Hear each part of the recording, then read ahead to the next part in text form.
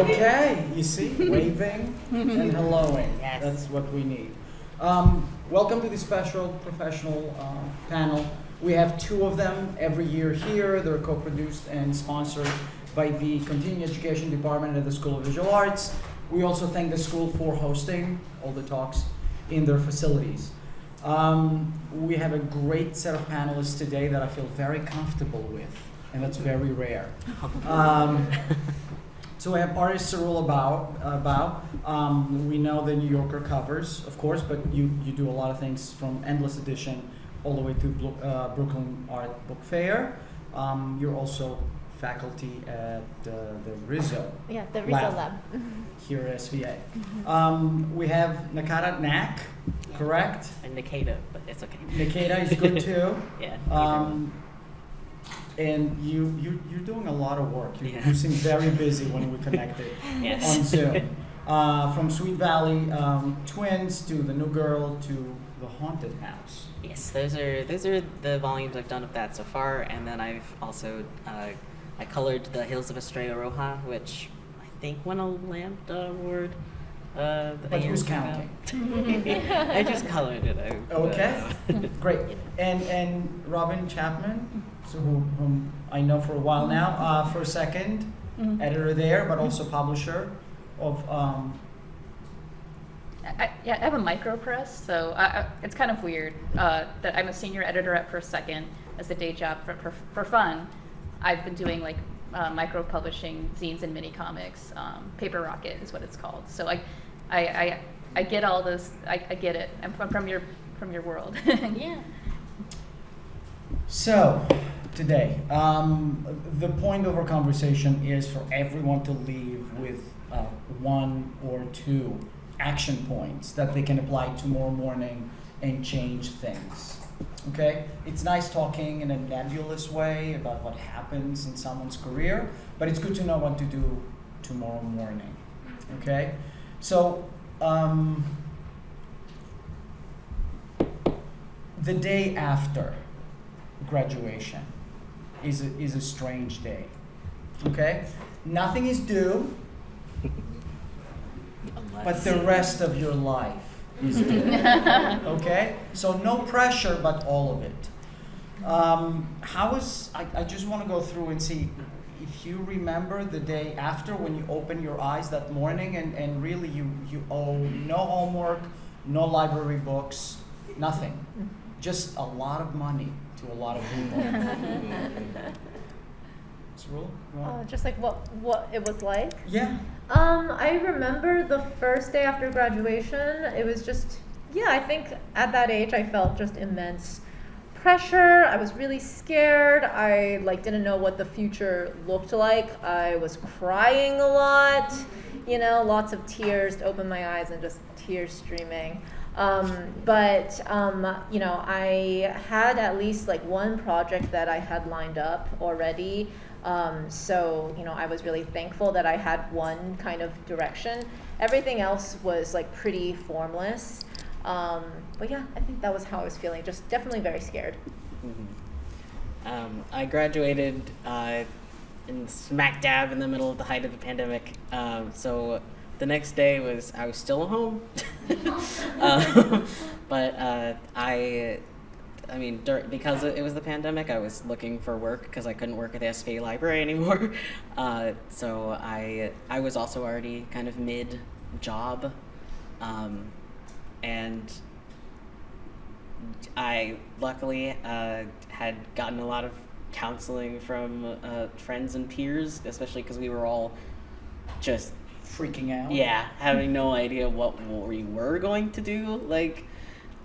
But it feels like the art community really tries to come together and help out the people that are freaking out. So, Robyn? So I'm from a different generation. I went to art school in the late 90s. So it was a different comics community and marketplace at the time. Graphic novels were still kind of a new thing to the general population. That wasn't a word everyone knew. But one thing that I think maybe is a feeling recent graduates still have that I had was that I felt, okay, graduated art school, I need to get a graphic novel deal. I need to be a graphic novelist. That's the next step. And that is doesn't have to be the next step. That is actually pretty uncommon for someone who's a recent grad or is in a BFA program to have an agent and have a book deal. It happens, but it's definitely the exception to the rule. Like, you might not be ready for a graphic novel yet. So like I recommend baby steps, like do mini comics, do zines, do web comics. Editors, agents are looking at that, looking for their talent, and then they have like a body of work and proof that you can actually make a large body of work. Because a lot of recent grads, they think they can do a graphic novel, but if you haven't done one before, you don't know if you can finish. You don't know how long it takes. So those baby steps, and you're not failing. Like there are many ways to make this your career, and it is not normal to just like graduate and get a book deal. It's normal to have a day job for a while or a long time. It's normal to have a bunch of different careers that sustain you together. Sometimes it's normal to like lean on a partner or family for a while. There's a lot of ways to have a successful comics career. It's not just I have an agent and I have a book deal. Okay. Do we feel we seriously, professionally networked while at school? I was in Cartoon Allies for all 4 years, so yes. Because we had guests in all the time. We had your very own Whitney Leopard, who teaches here now, and that was great. She like just keeping in touch with. Also, everyone come to Cartoon Allies because you can just talk directly to these professionals they invited and potentially just get their business card and say, hi, do you need someone to do flats for you? And then maybe they'll say yes. And that's like a foot in a door. Mm-hmm. A toe. A toe, yes. So yes, but I feel like that's an exception rather than maybe the rule for me. I did not network at all in school. Yeah. Here's what happened in school. I went to RISD, and they did set up professional development, like kind of, like events, portfolio reviews where you could like meet these people. Like, I remember like submitting my like resume and stuff to like Cartoon Network or whatever, and like getting to have lunch with pretty cool people. We never got in contact after school. Like I think I tried to send some emails and stuff, and then it went absolutely nowhere. That's not to say that something like that doesn't work, but all of the connections that I've built in my career came completely after school, and had pretty much nothing to do with the people that I met then. So I went to SCAD, and they have like an editor's day. I think maybe all of these, like SVA and RISD do too. I think those are great ways to make connections. With editor's day, I don't think you should go in thinking I'm going to show my portfolio and get a job today. Like that happens, but like it's very rare. Like it's more about like making that first connection. So I think those it is. Yeah, so don't feel like a failure if like, oh, I showed my portfolio and I didn't get a call or a job. Like, no, this is normal. But I also worked at the Center for Cartoon Studies for about 5 years, and one of the things I did was I ran their editor's day, and it just so happened that one of the visiting editors was Callista Brill, and she remembered me once I moved back to New York and was looking for editorial work, and so she connected me to my first editorial job. So that was more like a working at an art college connection, but it changed my life. So those editors' days, definitely participate. And the connection, the job might not come for several years, but like, oh, I remember that name. So.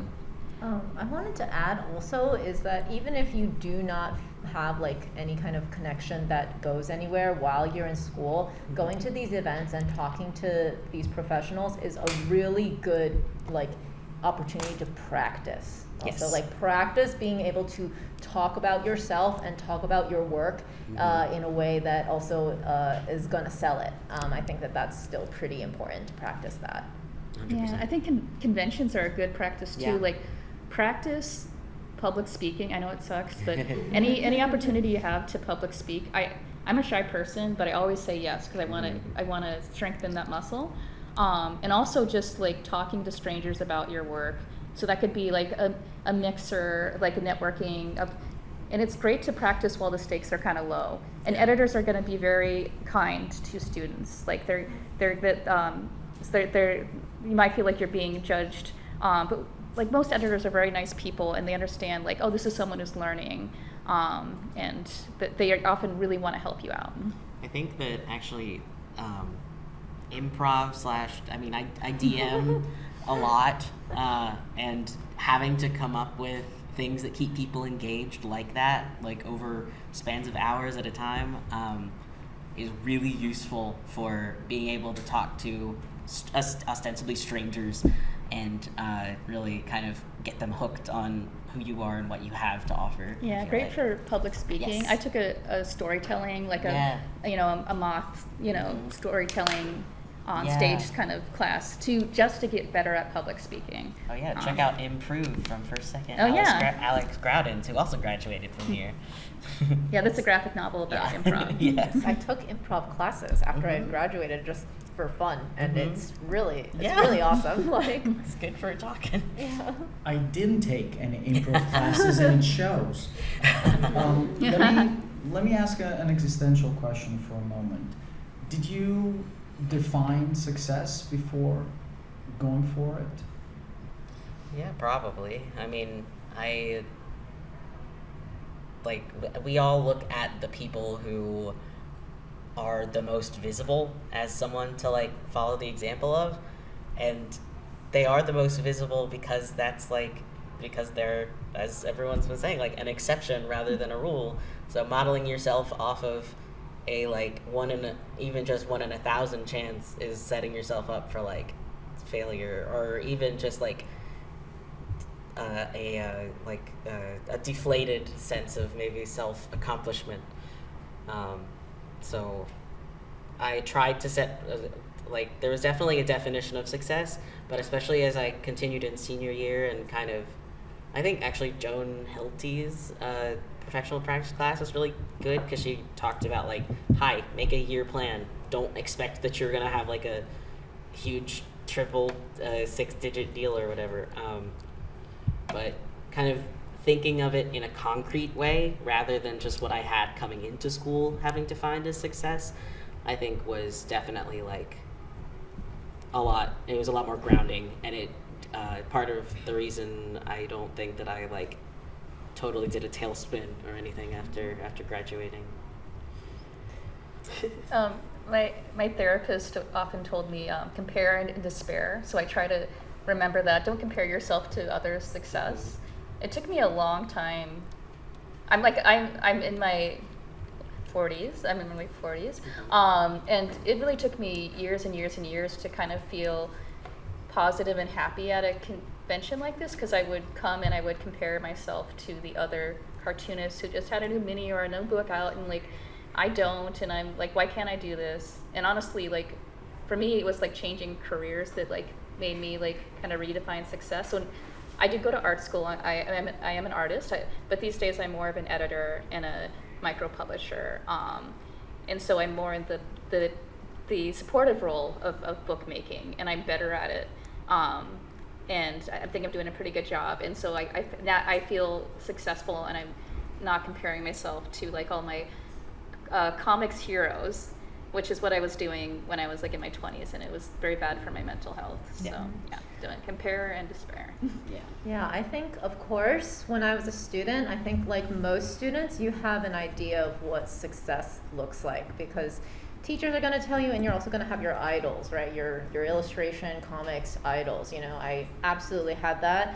I thought that what success looked like was getting into SOI, the competition, and like all of that stuff. I thought it meant like having, an animated series. Yeah, like your own cartoon or your own graphic novel, and like, you know, like to be published by like, I don't know, like a Random House. Like, you know, I really thought that like that was what it would look like, and it was like really soul crushing, you know, to spend also a decent amount of money applying to SOI and then never get in, you know? And then I think through those experiences over time, I found that like, you know, maybe 2-3 years after graduating, that actually what I previously thought would make me happy or fulfilled, or, you know, like by having institutional validation, actually did not really affect the quality of my life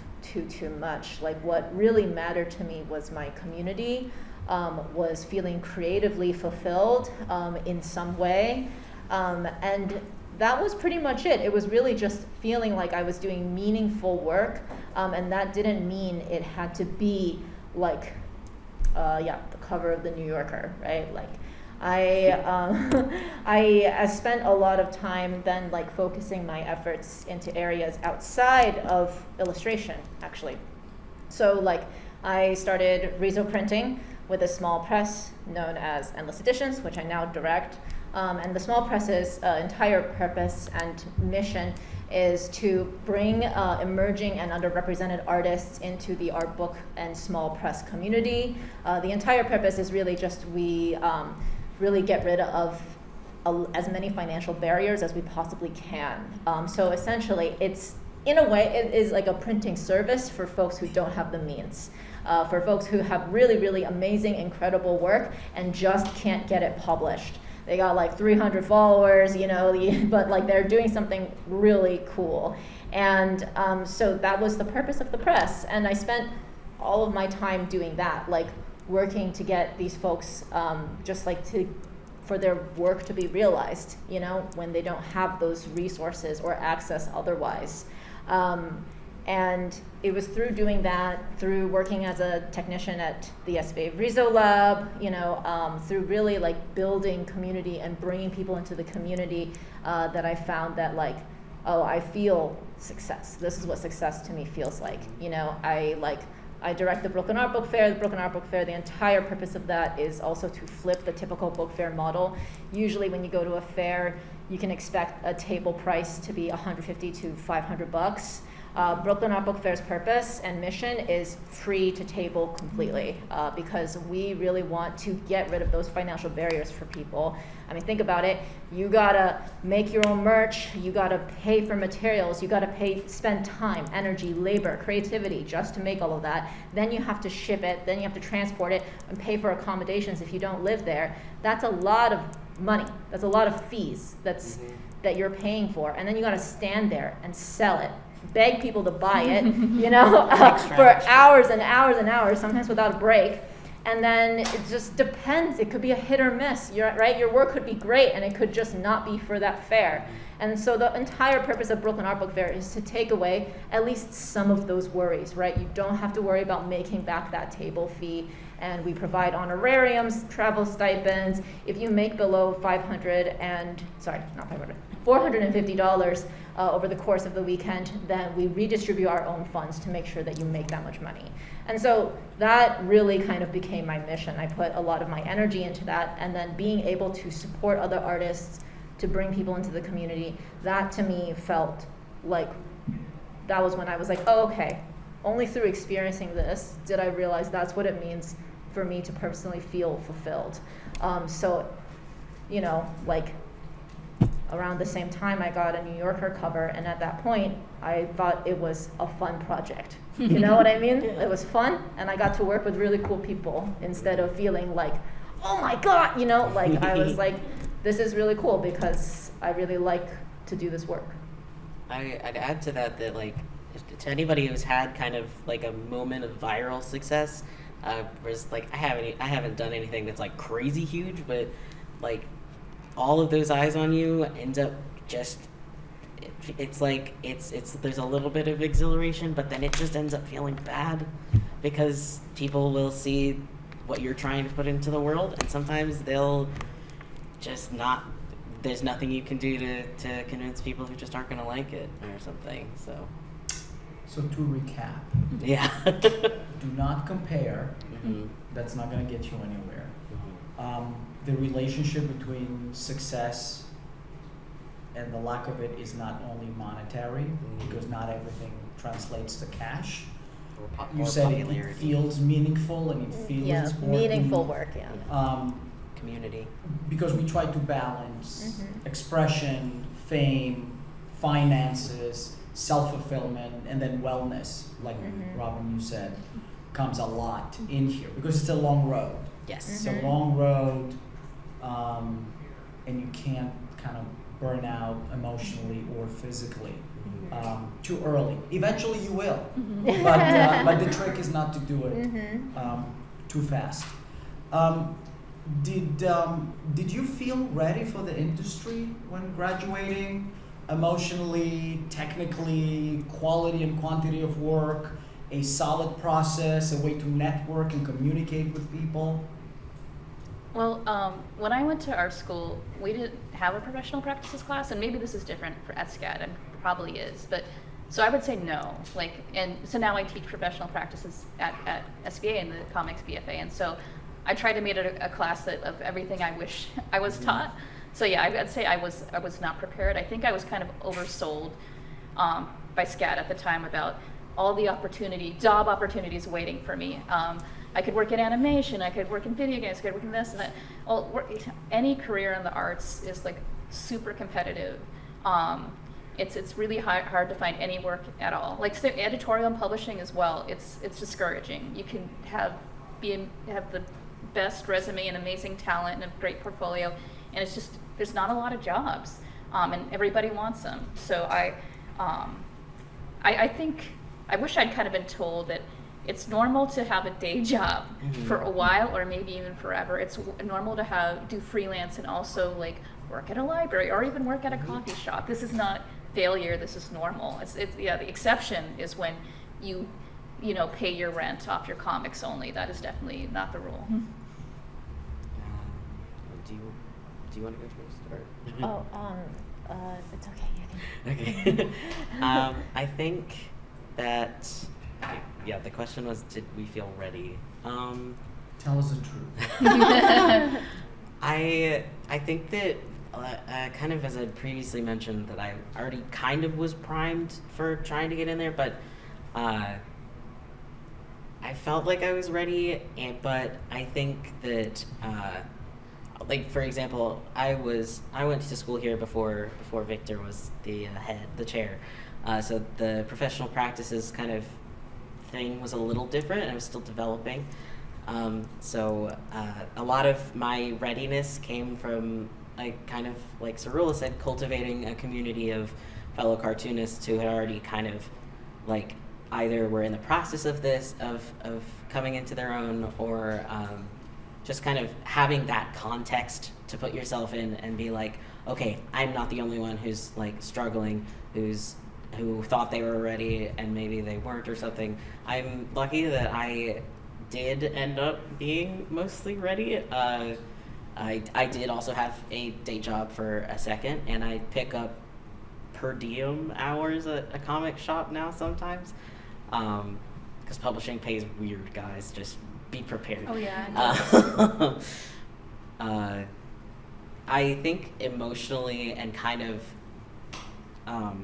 leaving the school structure, sometimes you just don't know you have ADHD because you get good grades, and then you do because now you don't have like allotted time schedules anymore, and so that was a big way in which I wasn't totally ready, and I've been figuring that out the last getting kind of tossed into a more or less right place, right time, having kept in touch a book deal, having to learn like what my limits are, and the fact that yes, I did need extra like chemical help to have that like schedule and structure and everything.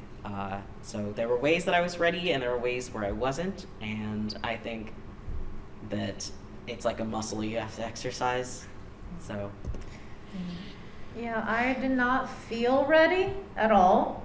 I feel like most people might not feel ready, even if you get a lot of professional development training, even though if you have some connections.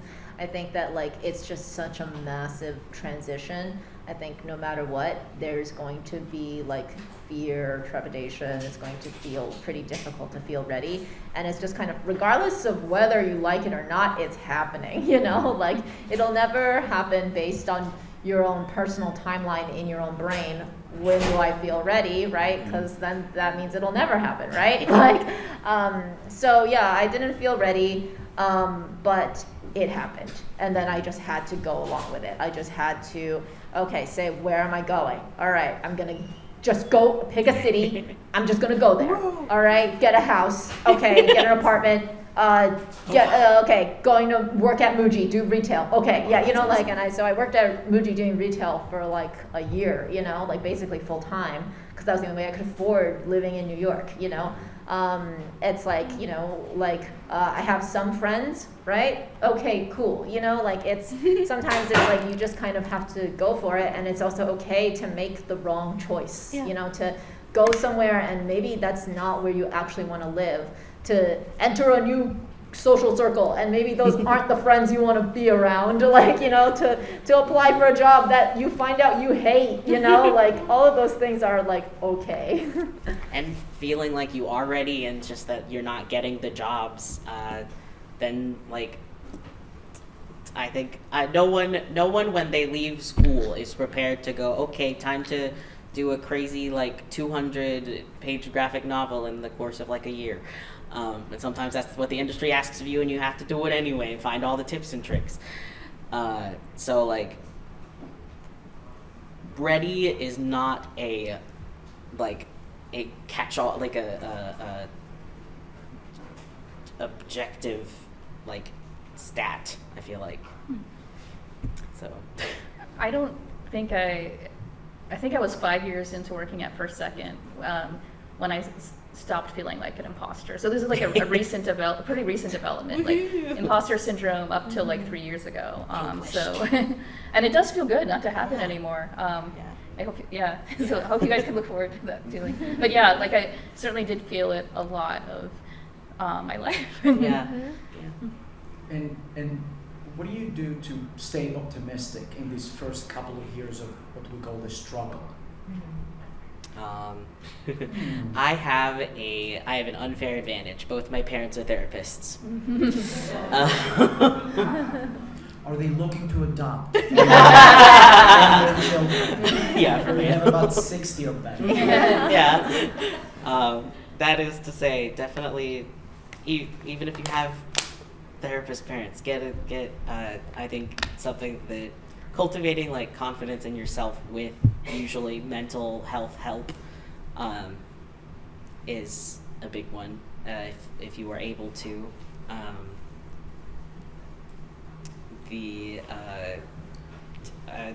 mean, and then just making sure that you have something that you really like to do, even if no one's gonna look at it. Like don't tell anyone. I'm making like a visual novel, but I only like draw like one face every 3 months or something, and that's just for me. And I don't tell anybody about it, and I don't share any drawings of it because it's just for me, and the plot's bad. But like being sure that you have that thing that you are doing for fun, that is just for you, and it's not something you're trying to sell or like do whatever. Like even if I have like I make sure that I have projects that even if I don't know, did something just terrible and got canceled or whatever, and then I had to be a hermit and have like a cat, that I'd still be able to do this one thing for me because it made me feel good. So that's definitely a good tool to combat dread, I feel like. And also, if comics are making you not feel good, Yeah. like if you're not enjoying creating the work, you know, maybe think about redefining your place in this medium, like, and flipping the script. Like, I love comics. You know, they've been my number one thing forever. But I'm the world's slowest drawer, and you cannot build a career in comics if you are slow. You gotta, you know, especially if you're working on book advance as your like that's how you're sustaining yourself. Like, you have to put out the books at a steady clip. so like really drawing comics for a living was not meant for me, but like going to comics college and like being in this community and making mini comics and zines and stuff, I do have a good comics brain, and it does make me a good editor. So yeah, and I am a lot happier as an editor than a failed artist. So you can, find your own place in this industry. But yeah, if the drawing the comics is excruciating, and you're like going to these shows and feeling miserable, like I think maybe my path needs to change a little. Yeah. Yeah, I think something that really got me through the first several years after graduating was really like, again, like my community and having like a strong like friend circle, honestly. Like I think that like we often, when we're in school, I think it's easy to define yourself and your value based on your work. But we as human beings are so much more than what you do for work, right? Like it's also like what kind of friend or partner are you, right? Like what are you offering your community, right? Like I don't know, do you do mutual aid, right? Like it's like what else do we do for other people or for ourselves, right? Beyond something that's work. And also like Knack was saying, right? Like something fun, right? I think being able to like have something for yourself that is genuinely fun, that you really look forward to, is really important. And maybe that has nothing to do with art. Maybe that's a stand-up comedy. Maybe you're like, yeah, maybe you're like, I go to open mic nights and I get up on that stage and I do a whole set, like maybe it's something groups. like, yeah, maybe you do D&D. Like it's like there's something that you have that is beyond just like your career that can make your life richer, more full, and make you feel fulfilled. Also have non-art friends. Like genuinely, like we've been going to like community gay meetups in like this tiny county that I live in, and they're all like, wow, the weather's nice today, and not like this is the new evil that's coming from this place in the art community and stuff. Like that. So like it's grounding kind of, so get you out of your own head.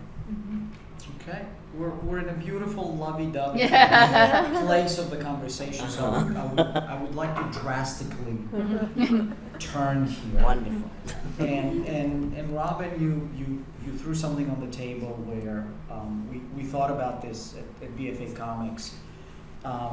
Where in the first year you kind of get like 180 hours of drawing and 180 hours of painting. So we had our comics people coming in and then be introduced to like a very fine arts kind of schedule. Prolonging that question, I like comics, but do I like making comics? So 2 years ago we introduced a class called Intro to Comics Making. So instantly our students would know if they really want to make comics. That's great. So but then there's another question, actually an interesting piece of information that you tapped into, that you can do so many things around the comics industry. You don't have to be the one drawing comics, because we need producers and we need editors and we need people do 1,000 little things around comics, so you can be part of the industry, an integral part of the industry, without being the person that actually draws it. So you don't have to stay far from an industry that you really love, but you can find your niche where you feel that comfort. Because making comics is difficult work. As an illustrator, I cannot imagine. Because for an illustrator, a page with 8 panels equals 8 spot illustrations. And this is a nightmare in the way that it will happen, in the way it's going to get paid, and in the way it's going to be expressed is very, very difficult. So I certainly understand the passion aspect for someone that wants to engage with storytelling in such a really involved, ink-filled way. Now, can you, and Nakata, you touched upon it about structure. When you leave school, you don't have a class, you don't have something due, you're thrown into a big 200-page contract, and then you have to swim in the dark for like a year or so or more. How do you organize this? How do I know I'm doing enough to advance my career. I feel ready. I started networking. I'm building whatever I need to show to people. I'm making my lists. I'm checking them twice. I am part of my industry. I come to Mocha. I go to Shmocha. Whatever other events are there. And I really engage with keeping in mind the fact that I want to get my work out. Because for me, that was always what I wanted to do. I did not know how much things pay. I didn't know the status of things. When I told my parents I have a piece in the New York Times for the first time, they did not know what it was back home. I mean, they did, but they didn't know what it means. When do you do the things that you need to be doing to be going for it for real, instead of lurking around and only going to these things and only having friends that like comics and only meeting at the store to buy them? When do you know you're doing what you need to be doing to be have a fighting chance in the industry, to get from your small zines? You have to make them. You have to make the cards and the pages and the sequences and the stories and the little stuff. Can we burst the bubble of people that think they're doing what they should be doing and actually help realize what someone needs to be doing? You have two parents who are therapists. I do. You should go first. Yeah. Let me think. As far as okay, so the question is essentially how do you know that you're doing what you need to do in order to be ready? I couldn't have said it better. Okay. I mean, let's see. I think something. I mean, I can also just kind of list off things. You definitely need to be working smarter, not harder, when it comes to comics. Oh my god. Because I love drawing backgrounds. I cannot draw backgrounds for every panel. It would kill my health and my time. It is best to, but sometimes you have to figure it out on the job how long each step of the process takes you, or how long it can take you versus how long you want it to take. For example, I have to go very fast on these pre-existing intellectual property books, and I have to be able to do 2 or 3 pages of inks in a day. Luckily, because I actually came to school wanting to animate, but then they didn't have room in the animation program, and I went to cartooning and loved it anyway. I kind of knew how to draw really fast, but then I did something for an anthology recently where I inked how I wanted to rather than kind of the house style, and it took me a full day or 2 days for inks, and so it's kind of what you want versus what you can do, and that kind of sucks sometimes, but it's often you have to meet clients' demands that will be different from yours. We can popcorn if anyone else has other things. I think I hope I'm answering the question right. Yeah. I think when you're succeeding, you found a way to engage in this community and in this art form in a meaningful way, and also in a healthy way. Yeah, and do it in a prolific way, I guess. One of the things I like about having a micropress is I can pretty easily put out 4 to 6 mini comics a year, and that feels good. That feels satisfying, and it doesn't kill me. It's not excruciating. I could not draw that many comics in a year for sure. So I was able to define success by finding a way to engage and create a body of work that felt meaningful and be a part of this community.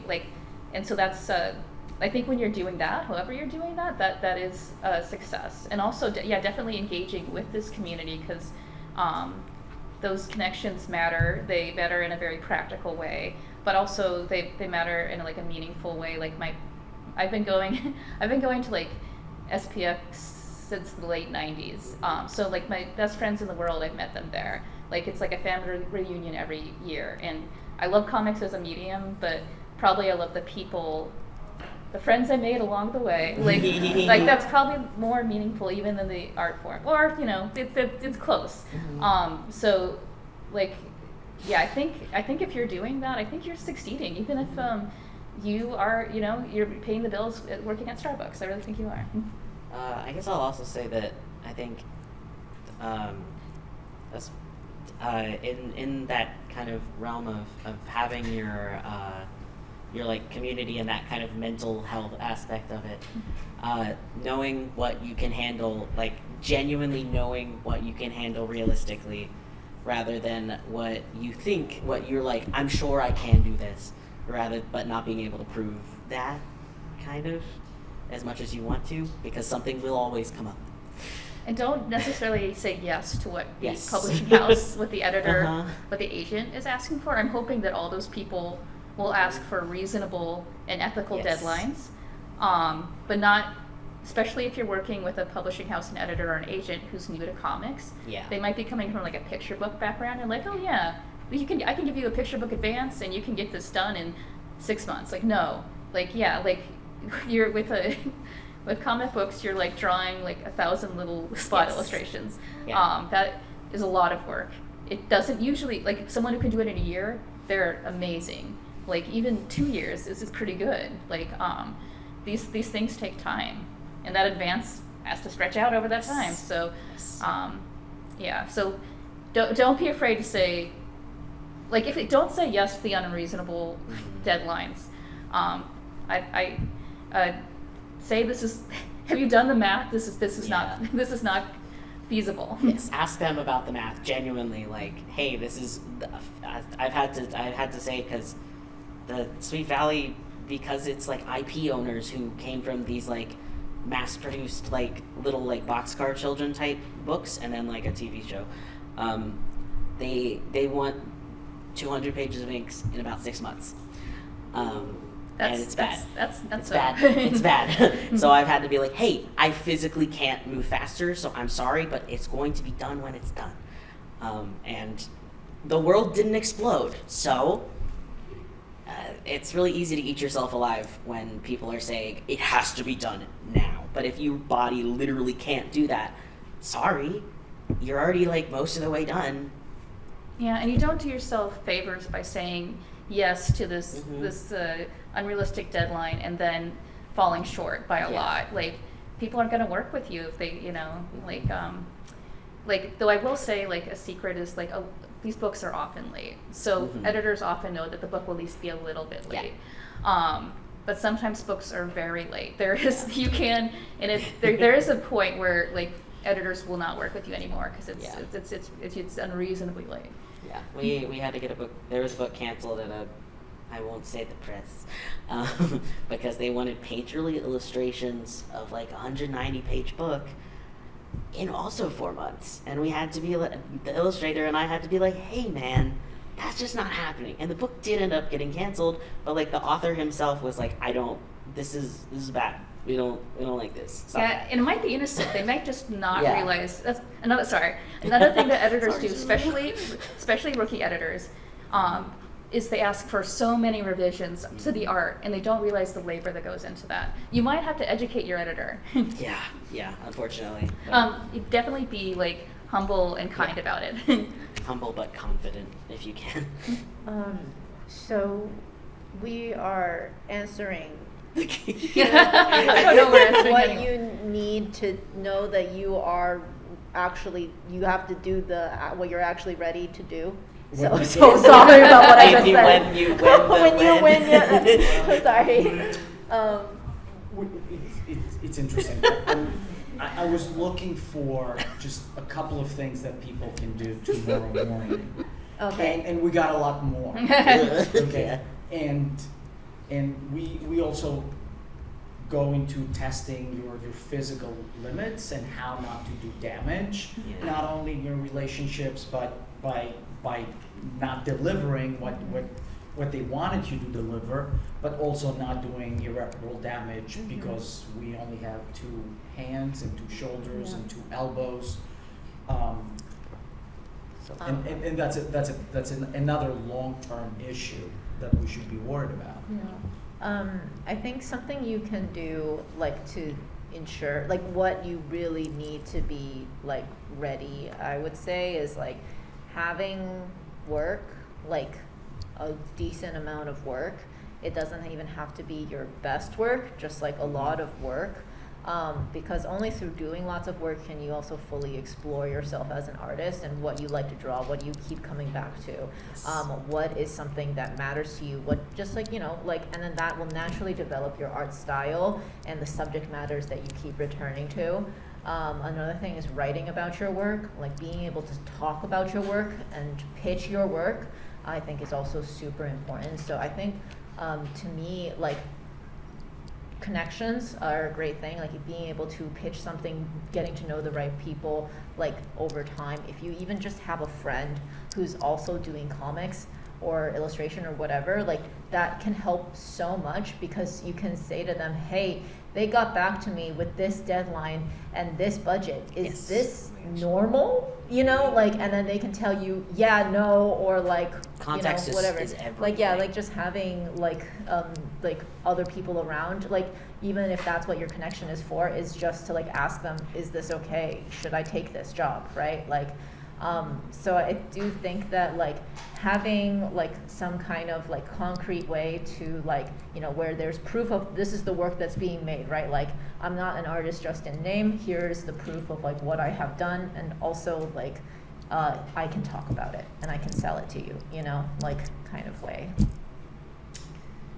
We have 2 things that were thrown on the table that I feel they're very important and they tie into my how to develop support systems, because that's something that that it's the only thing that will keep you going forward. And in my mind, as nice as our parents are, they cannot understand you as much as your industry friends can understand you. That the pain or the joy doesn't mean the same thing to people who are not artists. And on the one hand, Nakata, you're right. You need these people around you. You need people that are not artists to kind of keep you grounded. Yeah, but I absolutely need artists. Oh my gosh. But then you need your artist friends, but you also need mentors. And I found something that was something, and still is something very central in my life. Where the hell do you get mentors? Who sells them? Well, if you are in school or even a recent grad, like those teachers are paid to be your mentors, and they really do have a lot of connections. So reach out. I know people. I have friends who have they reached out to a professor and said, hey, I want to get into graphic design. And they're like, oh, well, do you know Kurt Benshoff at First Second? They're looking for a freelancer. It's absolutely their responsibility to help you out. So definitely lean on those people for sure. And even after you graduate, you can just connect with them again. But that's the first place to start if you're in school, I think. Yeah, one of my friends just I think almost as soon as he graduated was like, hi Jason, do you know anyone who needs work? Or Jason Little, our cartooning man. And he was like, yeah. Shoot, what was the question again? How do you find a mentor? Okay, yeah. Is it just mentors or the community in general? Mentors, not Okay. poor mentors. You run into them, either you want it or not. I found my mentors in kind of various avenues. So around 2018, I was helping out with a graphic novel. I was not doing illustrations or writing or anything. I was helping the illustrator and the author communicate with each other, because neither of them had ever done a graphic novel before. And so I was working on this, and the author of that book ended up becoming one of my mentors, just because she's an incredibly smart, thoughtful person who was, several 40 years older than me, and that was such a beautiful, incredible relationship. And she knew nothing about comics, so I was teaching her everything that I knew, having worked on a comic. And she was teaching me so much just about life, you know. Another mentor of mine was the director of Endless Editions. You know, I was volunteering there, and he was the one who taught me how to Risoprint, and he's my mentor. So it was actually none of my teachers ever from RISD I would consider truly a mentor to me. They were my tormentors. Not to throw shade at my old school, but you know, I love RISD, and I had a lot of great teachers. But you know, like a lot of, you know, I also think, you know, you can be careful. You know, some people will be like, oh, like they really like, you know, feeling like they can guide your life, you know. And I would say sometimes, you know, the advice that they give you, if something feels off or is hurtful to you, you don't have to take it to heart, you know. I had professors who told me that like they had my best interests at heart, and then they told me that I should never be an illustrator, and that I was not cut out for this, and that I should just do something else, you know. And they made it, they were able to communicate that in a way that made it sound like as if they really cared about me, you know. So like I would say, like sometimes you run into certain people like that. Sometimes you have bosses in your life who are gonna be abusive and be terrible, you know, and you also might have a boss who really cares about you, you know.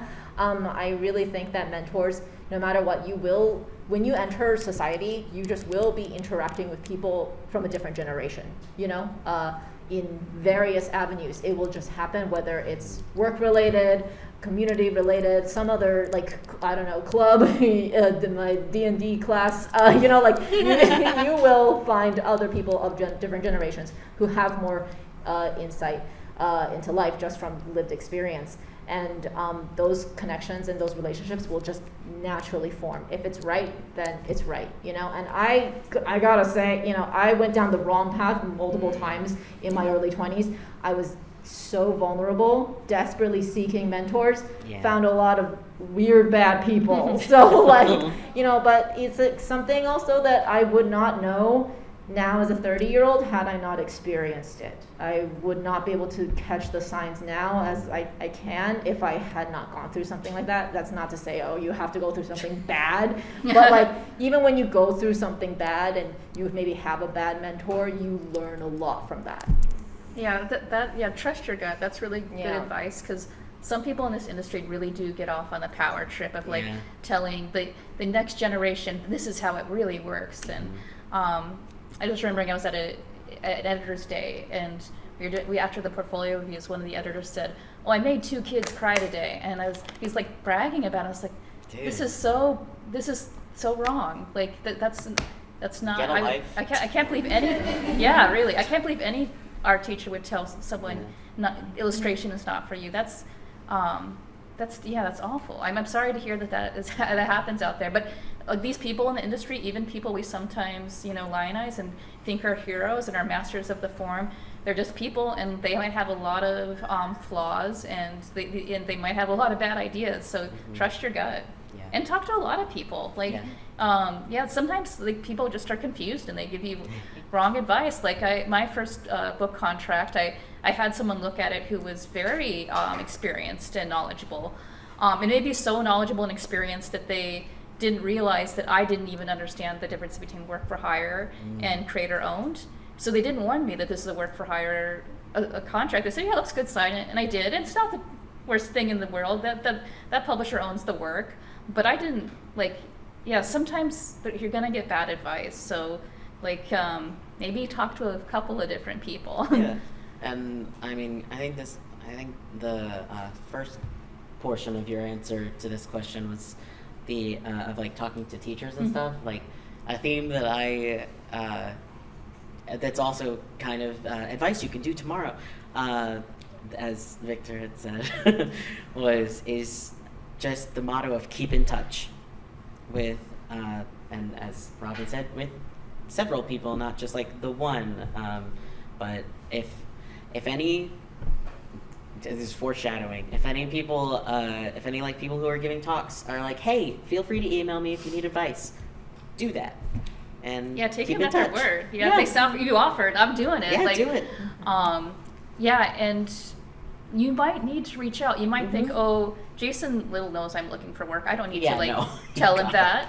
No, That man doesn't remember. let them know, hey, I'm looking for work now. I have availability now. I'm looking for work in this field. Don't assume that they oh, they know. They would tell me if they knew of something. They have lives too. And it's that you have a life, they have a life. Yeah. Sometimes you will forget each other, and that doesn't mean that you're not important to. Yeah, they got 60 people they're looking Yes. for. I think it's important to just a little reminder. Sometimes, hey, my old teacher's got a show, an exhibition in New York. I'm gonna go to the opening to remind them of my face. Those are all good opportunities. Yeah. Part of how I got my Sweet Valley job was I was like, hey, I've worked with your sibling, and I hope you're not dying in the New York fires right now, but could you be my reference for something? And then the conversation progressed, and that's how I got a big job.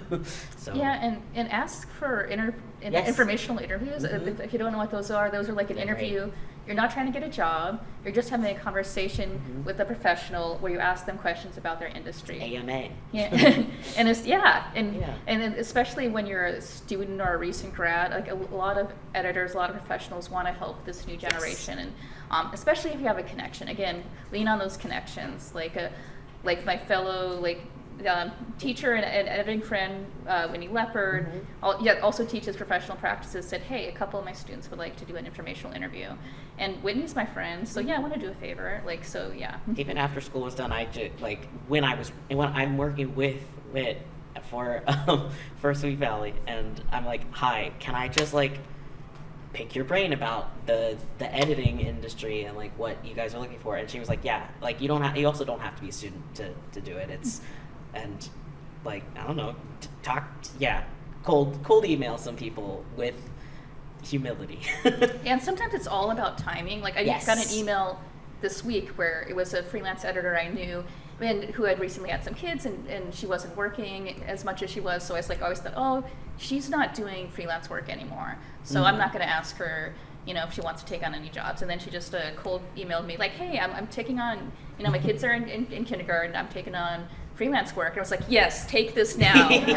It's perfect. Awesome. Please, can you give me notes next week? And so sometimes it's the out of the blue call is the timing is just aligned. So much is timing and connections, unfortunately. Yes. So always be on it. When I graduated, one of the first things I did, professionally for my career, was send out cold emails to art directors for illustration jobs. When I was in school, I was like, oh my god, the worst thing I ever want to do, last thing I want to do is editorial illustration. Oh, but then I was like, I have no choice. I have to do this because I can't get a job. So I did. I was sending out those cold emails, and then one of them immediately responded and was like, oh, your work was cool. Okay, I got a job coming up. Which was rare. I don't want to say depend on that, but sometimes you get no responses whatsoever. But sometimes it's literally just because it just happened to hit on a day where they were looking for something, and oh, this was perfect. Yeah, we editors, publishers, art directors. It's so many emails. We don't want to spend a lot of time looking for someone to hire. So if by chance the perfect person wrote you the right email on the right day, you're like, that done. That's I can check that off. I'm hiring you. And unless they tell you stop emailing me, just keep doing. Just keep talking. Sometimes you don't get a response because just keep doing. Just keep talking. Sometimes you don't get a response because there's an industry. Yeah, but don't be emailing every week. Yeah, don't be crazy. Yeah, you gotta use your judgment. Once a quarter. Or something. Yeah. If you pitch something and you don't hear back in 2 weeks, maybe send a reminder, and then again maybe in another 2 weeks. These things take a long time. Yes. Okay, to recap, it takes a good amount of time to develop these mentorial relationships. So it needs patience, and as almost everyone said, you need to be proactive, and you need to be productive. And it's a different thing when you send an email to someone with hey, this is my new design work.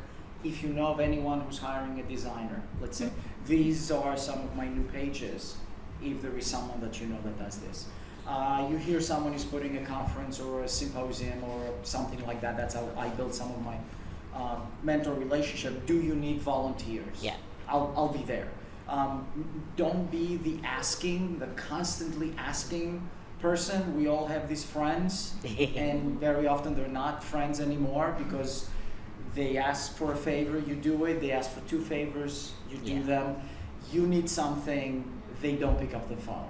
So that, in my mind, that's that. I mean, within an industry, there's so many opportunities to test your relationships and how people reciprocate these favors, these contacts. You share contacts, and all of a sudden, they don't share contacts back when they told you, oh, I have to connect you with this person and that person.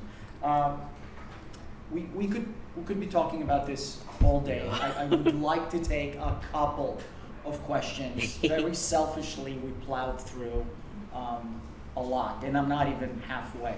Yes.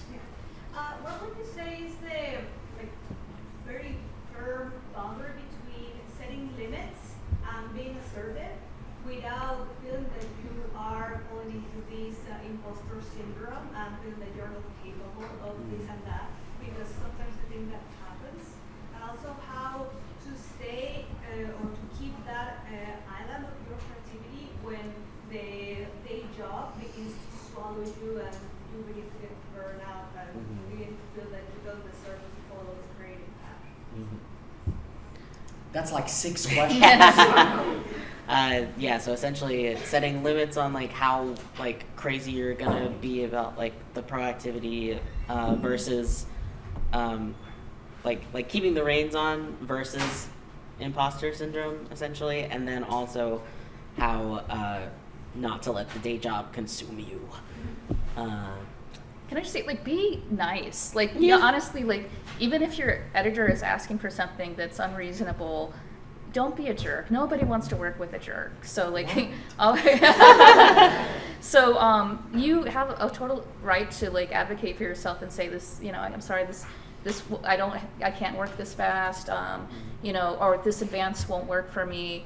But there's no excuse to be a jerk, especially, like, starting from scratch, like being a jerk. Like I think sometimes creators think like I really need to advocate for myself, so I'm gonna kind of have a sharp elbows, like gruffness, and I'm gonna say no, and I think just be nicer. But still, but you can advocate for yourself by being nice. I guess that's my message.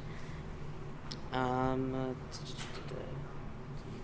guess like in between these 2 things, I would say know your worth, right? Like your work is valuable, your time, your energy, your labor, all of those things are valuable. And I understand when a lot of us have like imposter syndrome. But even the I'm so sorry, like, you know, even like the worst work in the world, whatever you think that looks like, that still took time and energy and effort to make. The person who made that is still valuable. Their time is valuable. And that person deserves to get paid. That didn't exist before. Yeah. Someone just Like, made it's not like the quality of the work determines whether or not you get paid. It's that you did it, you know, and you deserve to get paid. You deserve time, you deserve break, you deserve rests. Like, you know, no matter what that work looks like. But, you know, like Robyn was saying, like, you know, we also want to be kind, you know, we don't want to like demand for like, okay, like, you know, like something that would be unreasonable on your end, right? Like we want to still be like, okay, what is a reasonable time frame for me to do this? Maybe I can push a little bit, but just definitely not to any point in which, you know, it's bad for your health, bad for your body, you know, because that's a huge lesson I had to learn. Like for me, I was like pushing myself really hard for illustration work because during the pandemic, because it was also just like the only thing I could do at that time. And I was working 18 hours a day, which is absolutely messed up. Don't do that. And then I got really severe carpal tunnel and tendonitis in both of my hands. I was out of work for a year after that. Like I could not work for a year. To this day, I don't really take illustration jobs super often. A lot of times my followers will like hit me up or like see me in person or DM me and be like, hey, when are you putting out a new book? When are you putting out new work? And I'm like, I literally can't, because like my health is actually like at stake because of how hard I pushed myself when I was like 25, you know? And like I'm still feeling the effects of that today. I think that's super important to like, you know, if you can push yourself a little, that's okay. Just like always be mindful of like your body is still more important than anything else. Your body, your health, that's way more important than that gig, how much work you can do in an hour, right? Like that graphic novel, that deal, the money, right? Like that's still more important than anything else, because that's the only thing you're gonna have the entirety of your life, you know? And I wish that I had taken breaks more. I wish that I had slowed down, because then I could be drawing more today, you know? So yeah, I really feel that, and that's also why I pivoted to doing administration work, right? Organizing work, management work, right? So like, yeah, I think that's, I mean, you know, I love that kind of work as well, but I do think it is an important thing to like, also like, you know, when you feel those warning signs, you feel your body is in pain, it's numb, stop, you know? Yeah. I think to the latter half of that question, with balancing like your day job when like that starts to creep in and kind of burn you out, if a lot of the solutions that I have seen and I tried are trying to kind of determine what time of the day like feels best for you to draw, and try to schedule your work, like your day job, at not that time. So like if you're a morning person, or if you're a nighttime person, do your day job in the day, feel like a zombie the whole time, and then you'll actually have energy at night potentially to do that. Or if you're pushing yourself that constantly all the time, then like you may just need to like take a little break from the artwork. Like I end up feeling a little bit that way, even though art is my day job, that I'm not like, people don't know that I like or that I am doing certain things in different genres, because I don't have time to really like draw or post about it. And sometimes that's just how it has to be. But like, it's again, yeah, health is definitely needs to be prioritized. If you can't draw for a little bit, it is okay. There is a very tight balance between when a day job becomes toxic and, Yeah. and it really damages all what you want to say. I like to work with timelines, meaning Mm-hmm. I'm going to give this another 6 months, and then I'm going to get into a really energetic mode of getting me another job, a better job. We don't watch our life go through, we are really the participant and protagonist of it. So I would give situations an amount of time, and when the deadline expired, I would go into attack Yeah. mode in getting that new job or that new project. So that's what I would suggest. Let's take one more question. We're doing okay on time, right? We're not. Excuse me? What time is it? How are we doing? It's 20 to 6. Okay, good. I just want to make. It's already Monday. I just want to make sure I can get back into the exhibition hall. Yeah. Okay, and in the back, yeah. At the side, yes. Thank you. So my name is Singh. I work at SBA Career Development. So I get to see a lot of comic book and illustration students now. Do you have any advice for seniors, what to have there in their portfolio? And the second thing, I have 3, but sure. Second thing is, for rising seniors, should they worry about focusing on one style or a certain style for their remaining year? The last one, what do you do for self-promotion? Okay. Out of these 3, I'm going to take the middle one about one singular style and many styles. I think that would be great to be able to answer. I really want to talk about the style question, because this was a huge thing for me when I was in school, which was when I was a senior. It was specifically my illustration style teacher who told me I failed the class, because I came to class every single day with a completely different style, because I had no idea what I was doing. I was using something different, and I was like, well, this style suits this, or this style suits that, so I'm just going to do that, right? I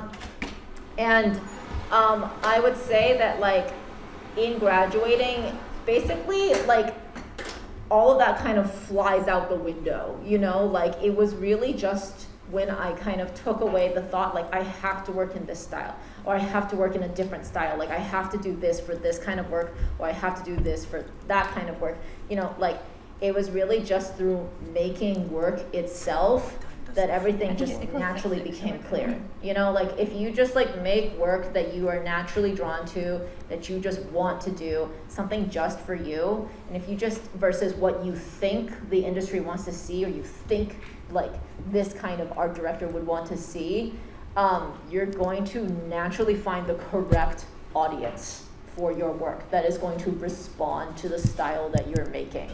And I think that that's a very important thing. It's not like I should work in this style, or I should have multiple styles to like, you know, like to try to like, you know, do multiple things at once. It really is like what feels most right to you, and you don't have to have an answer for that easily or simply. It can come through just making work. My answer, which is to both the first and second question, but short, is make what you want to be paid to make. Yeah, look at the industry also that you like. Do you want to do kids comics? Well, look at what is being published in kids comics. Like usually that's probably going to be like full color, kind of cartoony, kind of like a polished, fun style. Or if you want to do a very scribbly, zine-y style, well, that might be more of an adult book. Because did you want to work in adult? Like, so like first of all, as an acquiring editor, I'm looking more at pitches than portfolios. But I don't expect an artist to be a chameleon, but I do need their style to be right for like the kind of book they're pitching. So yeah. Okay, so because we have to get Robyn back to the exhibition floor on time before they close, there are a lot of material for a lot of panels here, and that's why we really like putting these professional panels together. Tomorrow, Bill will be managing a panel about mental well-being while being a freelance artist. Thank you, Yeah. all of you, for your time and your honesty.